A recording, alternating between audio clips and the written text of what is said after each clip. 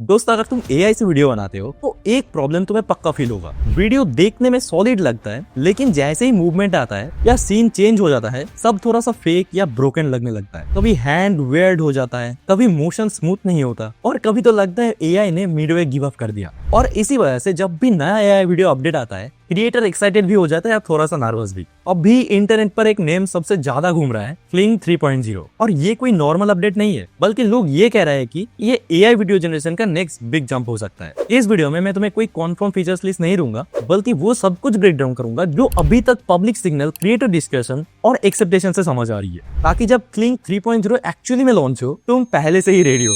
अब थोड़ा सा कॉन्टेक्स्ट समझ लेते हैं, क्लिंग 3.0 आता कहां से है। इसके पीछे एक कंपनी है हिक्सफील्ड, जो काफी फास्ट ग्रोइंग जेएनआई फील्ड में नाम बना रहा है। हिक्सफील्ड का फोकस हमेशा ही ये रहा है कि एआई टूल सिर्फ पावरफुल ही नहीं बल्कि क्रिएटर के लिए प्रैक्टिकल और यूजेबल भी हो। क्लिंग के पिछले वर्जन ने ऑलरेडी प्रूव कर दिया है कि विजुअल क्वालिटी के मामले में ये टूल सीरियस है, लेकिन क्रिएटर का एक कॉमन फीडबैक रहा, कंट्रोल और कंसिस्टेंसी और बेटर हो सकता है। और एग्जैक्टली इसी गैप को फिल करने के लिए क्लिंग 3.0 को एक मेजर स्टेप के रूल में देखा जा रहा है। तो सवाल ये नहीं है कि क्लिंग 3.0 आएगा या नहीं, सवाल ये है कि ये वो अपडेट होगा जो क्रिएटर काफी टाइम से वेट कर रहा है। अब बात करते हैं क्लिंग 3.0 इतना ट्रेंडिंग क्यों हो रहा है। सिंपल सी बात है दोस्तों, एआई वीडियो टूल्स अब एक लिमिट तक पहुंच चुका है। शॉर्ट क्लिप के लिए तो सब कुछ ठीक है, लेकिन जैसे ही तुम थोड़ा कॉम्प्लेक्स सीन्स, मल्टीपल शॉट या ज्यादा मोशन चाहते हो, वही प्रॉब्लम रिपीट होने लगती है। क्रिएटर को लगता है विजुअल क्वालिटी तो मिल रहा है, पर रियल कंट्रोल अभी भी मिसिंग है। मतलब तुम प्रॉम्प्ट दो और एआई कुछ भी कर दे, कभी कैरेक्टर थोड़ा बदल जाए, कभी बैकग्राउंड इनकंसिस्टेंट हो गए।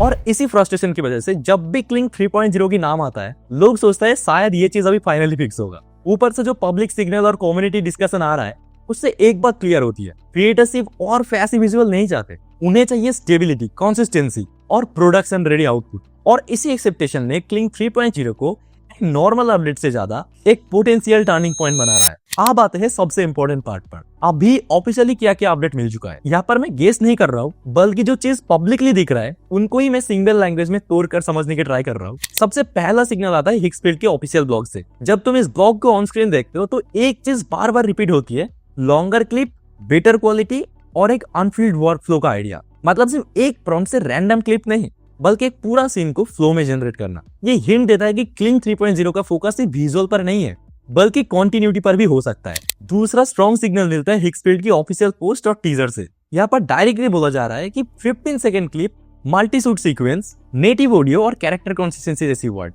अब ये सुनने में सब स्मॉल लग सकती है, लेकिन एआई वीडियो वर्ल्ड में ये काफी बिग डील होती है, क्योंकि यही वो चीजें हैं जो क्रिएटर को बार बार फ्रस्ट्रेशन करती रहती है। तीसरा सिग्नल आती है कम्युनिटी से। रेडिट और क्रिएटर डिस्कशन को देखो, यहाँ पर सब लोग एक ही बात बोल रहे हैं कि हमें सिर्फ ज्यादा रियलिस्टिक वीडियो नहीं चाहिए, हमें चाहिए कंट्रोल, कैरेक्टर सेम रहे, सीन्स लॉजिकल रहे और एआई हर शॉट में अपनी मेमोरी लॉस ना करे। और इन सब सिग्नल को जोड़कर देखो तो एक पिक्चर बनकर आती है। क्लिंग 3.0 शायद एक ऐसी अपडेट हो सकती है जो एआई वीडियो को एक्सपेरिमेंट से निकलकर एक सीरियस हुक पर लेके जाएगी। बस एक इंपॉर्टेंट बात याद रखना दोस्तों, ये सब एक्सेप्टेशन और पब्लिक सिग्नल है, फाइनल कॉन्फर्म स्पेस नहीं, लेकिन हाई बिना वजह भी नहीं होता। अब इन सिग्नल को थोड़ा प्रैक्टिकली तोड़कर देखते हैं, मतलब क्लिंग 3.0 से क्रिएटर एग्जैक्टली क्या एक्सेप्ट कर रहा है। सबसे पहला और सबसे बड़ी एक्सेप्टेशन है बेटर मोशन और फिजिक्स। सिंपल सीन में तो एआई ठीक ठाक चल जाता है, बट जैसे ही हार्ड थॉट होता है, वॉल के या इंटरेक्शन आता है और वही ग्लिच देखने लगता है। क्लिंग 3.0 से लोग एक्सेप्ट कर रहे हैं कि मूवमेंट ज्यादा नेचुरल हो और ये छोटी छोटी चीज ब्रेक ना करे।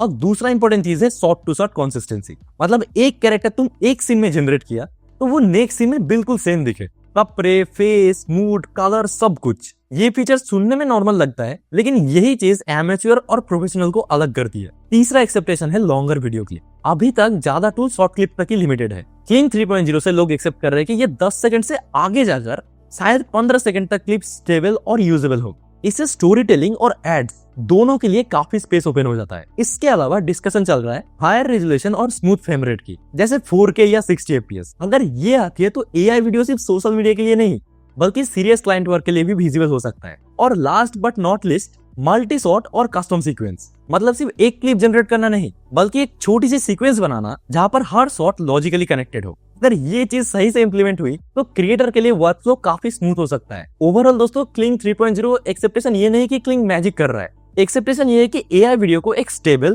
कंट्रोलेबल और प्रोडक्शन रेडी टूल्स की तरह पुश करे। अब थोड़ा सा कंपैरिजन कर लेते हैं ताकि पिक्चर थोड़ा और क्लियर हो जाए। पहले बात करते हैं क्लिंग 2.6 की। क्लिंक 2.6 ने ऑलरेडी प्रूव कर दिया कि एआई वीडियो अच्छा दिख सकता है। शॉर्ट क्लिप, सिनेमैटिक फील्स और क्विक एक्सपेरिमेंट के लिए ये टूल काफी सॉलिड है। लेकिन जैसे ही तुम थोड़ा और कॉम्प्लेक्स काम करने चाहते हो, वहां पर लिमिटेशन समझ में आने लगती है। वीडियो लेंथ 10 सेकंड से ज्यादा नहीं बढ़ती और वीडियो रेजुलेशन मोस्टली 120 पे ही रहती है और मल्टी शॉट सीन्स में कंसिस्टेंसी थोड़ा वीक पड़ जाती है। अब यही पे क्लिंक 3.0 का एक्सेप्टेशन एंटर करती है। लोग एक्सेप्टेशन कर रहे हैं कि ये सिर्फ क्वालिटी बूस्ट नहीं होगा, बल्कि वर्कफ्लो का अपग्रेड होगा। Longer clip, better character memory और मल्टीपल शॉट को एक ही फ्लो में हैंडल करने की कैपेसिटी, मतलब जो काम पहले अलग अलग स्टेप में होता है वो शायद एक अनफिल्ड प्रोसेस में आ जाएगा। तो सिंपली बोलूं तो क्लिंक 2.6 एक्सपेरिमेंट के लिए बेटर है, लेकिन क्लिंक 3.0 से होप ये है कि ये वो एक्सेप्टेशन को real world production ready output में कन्वर्ट कर दे। अगर ये एक्सेप्टेशन अगर इवन पार्सली भी ट्रू हो जाता है तो ये अपग्रेड क्रिएटर के लिए काफी बड़ा डिफरेंस क्रिएट कर सकता है। अब थोड़ा सा प्रैक्टिकल देख लेते हैं।